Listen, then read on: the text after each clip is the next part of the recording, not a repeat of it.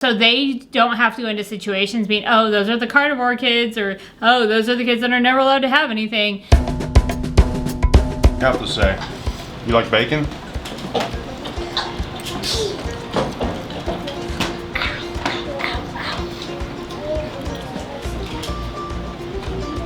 Was it delicious? Did your dad do a good job? Yes.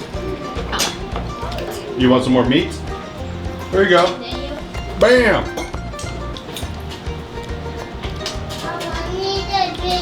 Num num. More meat. And you get a steak, and you get a steak, and you get a steak, and you get a steak, and you get a steak. And it's just so tender. I know, it's so good. I don't even think you need teeth.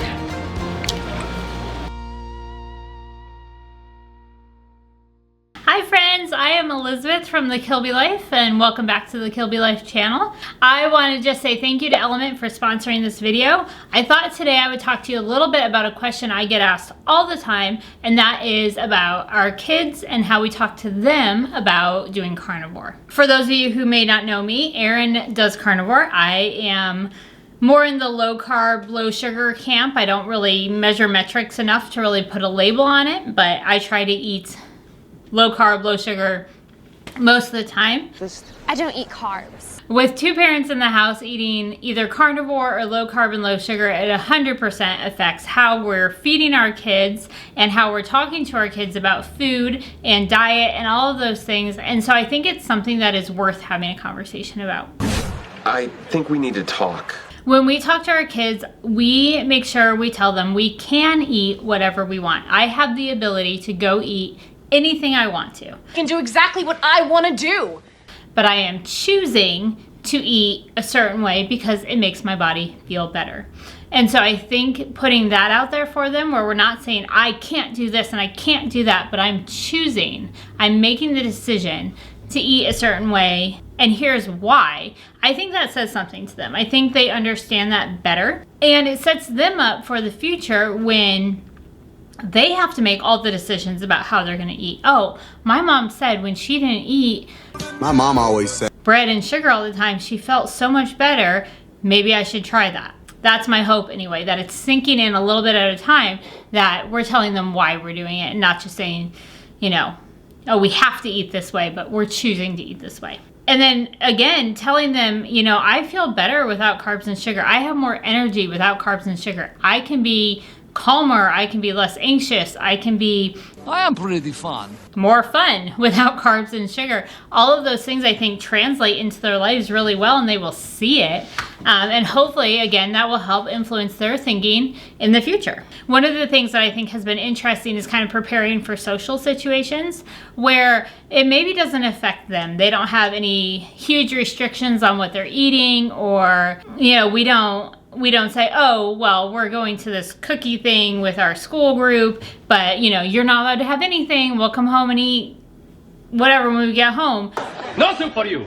You know, we will let them make those choices. Yeah, you can have a couple treats, but we're not going to go crazy with it. We're not eating one of every cookie. You can have, you know, a small treat. That's fine. One of the things that came up over the summer was I went to a overnight camp with my church for our women's group, and I was doing the elimination diet at the time, so I had to bring beef jerky with me. I brought some like pot roast type meat with me, and just telling them, you know what, there's gonna be a lot of really good food there and snacks there, and it's probably gonna be hard to walk away from those, but I know my body's gonna feel better if I feed it well, especially when I'm not getting as much sleep and I'm not at home at night.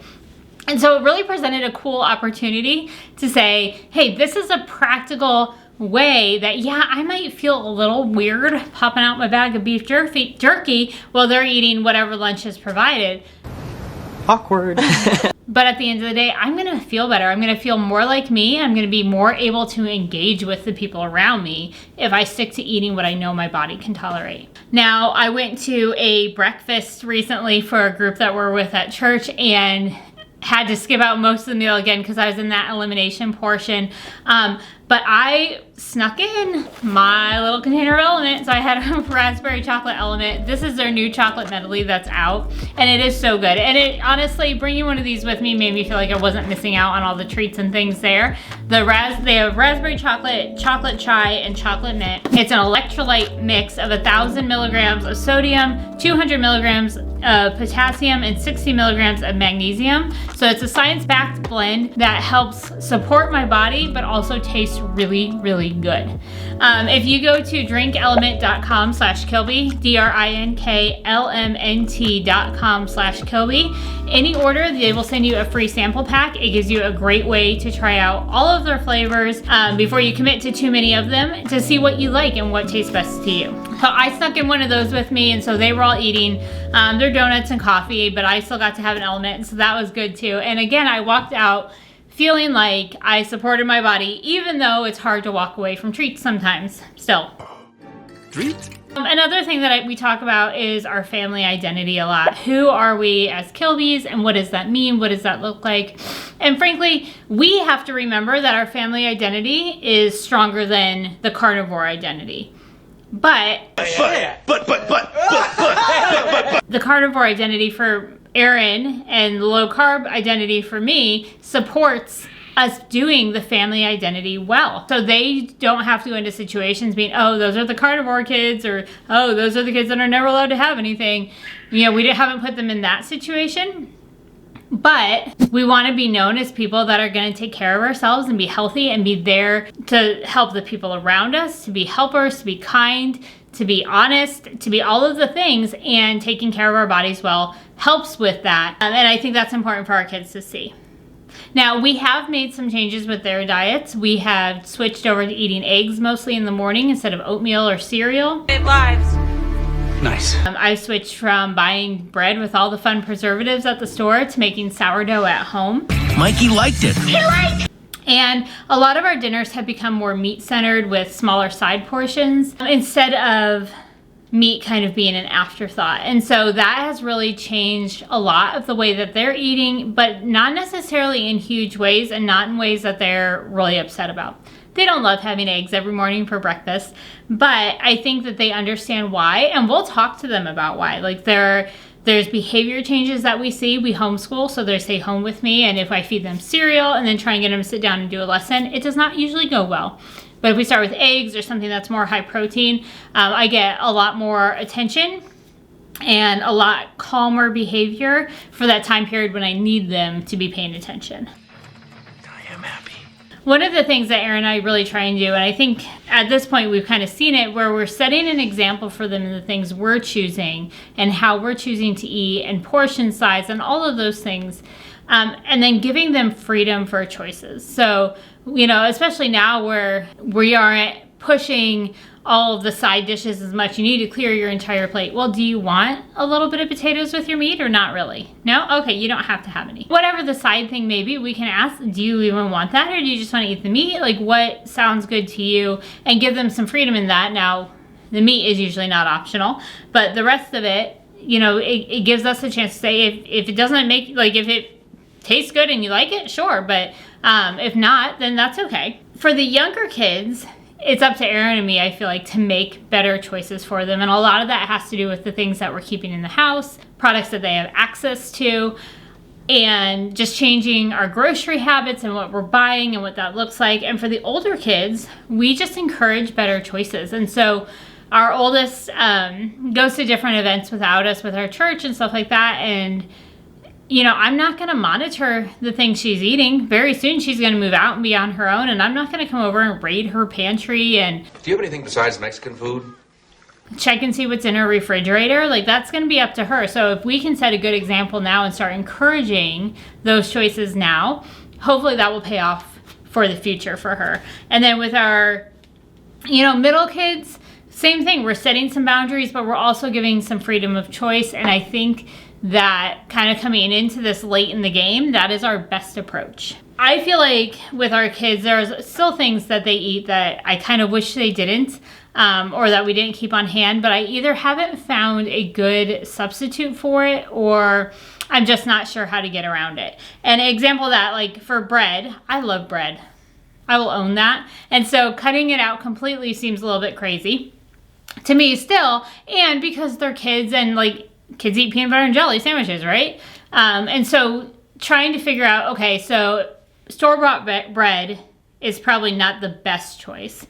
So if store-bought bread is like the lowest choice, then we can move up to, okay, homemade sourdough is better. Best would be probably cutting that way, way back. Or an example that I used recently was like store-bought granola bars. Not great.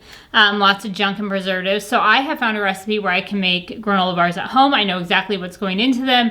Still stuff that is not like completely clean and healthy, but way better than all the preservatives.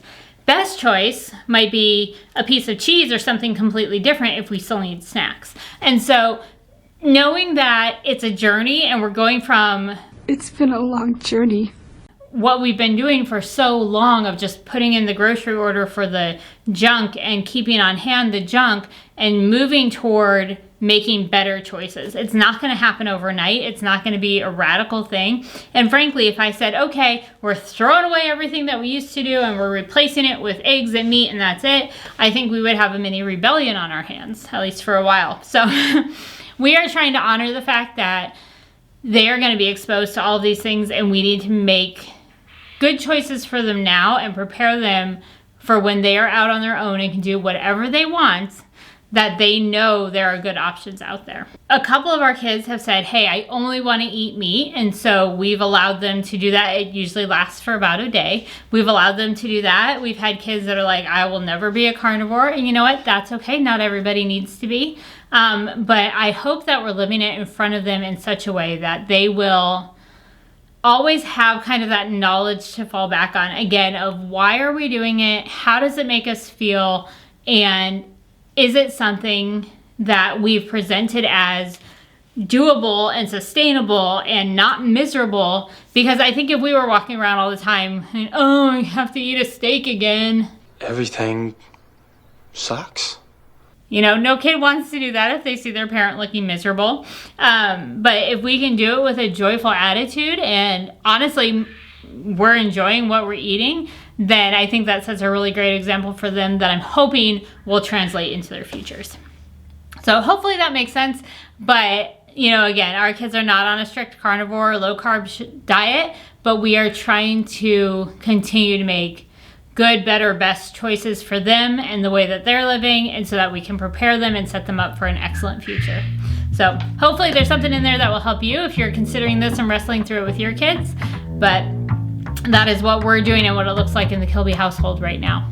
I will talk to you guys soon. Bye.